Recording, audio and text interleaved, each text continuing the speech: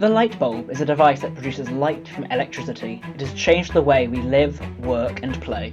But how did it come to be? Who invented it? And how has it evolved over time? In this video, we'll take you on a journey from the early experiments with electricity and fire to the dazzling displays of the World's Fair to the modern marvels of LED technology. You will learn about the brilliant minds and the fierce rivalries that shaped the history of the light bulb and how this simple invention has transformed our world. The story of the light bulb begins long before Thomas Edison patented the first commercially successful bulb in 1879.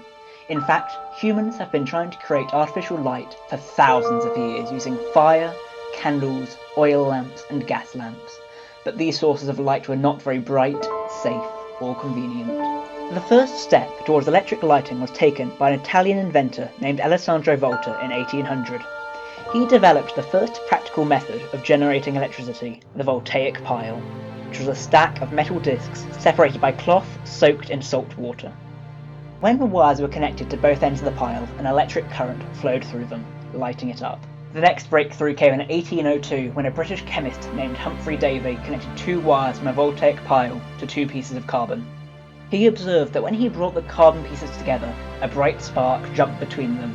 This was the first electric arc lamp, and it was very bright but also hot and noisy. For the next 70 years, many inventors experimented with different ways of producing electric light. One of them was an English physicist named Joseph Wilson Swan. He realised that if he could make a thin wire glow without burning up, he could create a more stable and efficient light source. He tried various materials for the wire, such as platinum and carbonised paper, and enclosed them in glass bulbs that had most of the air removed. He also improved the vacuum pump and the battery to power his lamps. In 1878, he demonstrated his incandescent lamp to the public for the first time. Around the same time, another inventor was working on the same problem across the Atlantic. His name, Thomas Alva Edison. He was determined to make a better light bulb than anyone else. He had a team of researchers at his laboratory in Menlo Park, New Jersey, and they tested thousands of materials for the filament, such as carbonised bamboo and horsehair. They also experimented with different shapes and sizes of light bulb, and the different levels of vacuum and resistance. After many trials and errors, they finally produced a light bulb that could last for 14.5 hours in 1879. Edison patented his invention in 1880 and began to commercialise it. He also developed other components of the electronic lighting system, such as the generator, wiring, socket, and the switch. He also predicted that electric light would become so cheap that only the rich will burn candles. However, he also faced some competition and legal challenges from other inventors who claimed that he had infringed on their patents. One of his rivals was George Westinghouse, an engineer and entrepreneur who had bought the patents of Nikola Tesla, a brilliant inventor who had devised a way of using alternating current instead of direct current to transmit electricity over long distances. Westinghouse argued that AC was more efficient and economical than DC, and he built his own power plants and distribution networks to compete with Edison's.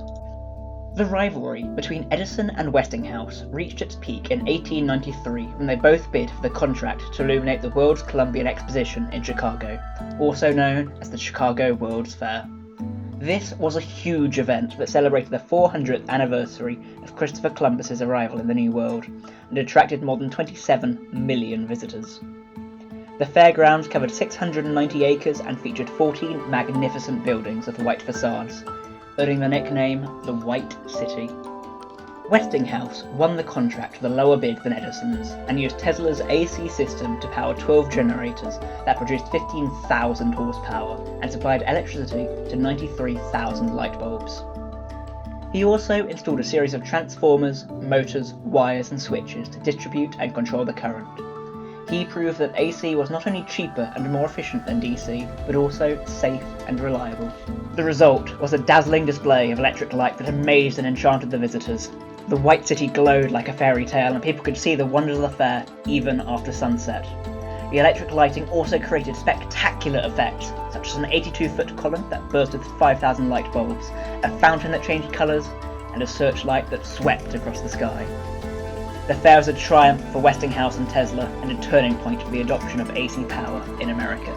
Edison was not happy with losing the contract and the prestige to his rivals, but he did not give up on his DC system. He continued to improve his light bulbs and power plants, and he also diversified his inventions into other fields, such as phonographs, motion pictures, and batteries. He remained one of the most influential and prolific inventors of his time, with more than 1,000 patents to his name. Tesla also continued to work on his AC system and other inventions, such as radio, wireless transmission, X-rays, and robotics. He was a visionary genius who envisioned a world powered by free and clean energy. However, he also faced many difficulties and setbacks in his career, such as lack of funding, legal disputes, and his own death. He died in 1943, largely forgotten by the public. The light bulb has come a long way since its humble beginnings in the 19th century.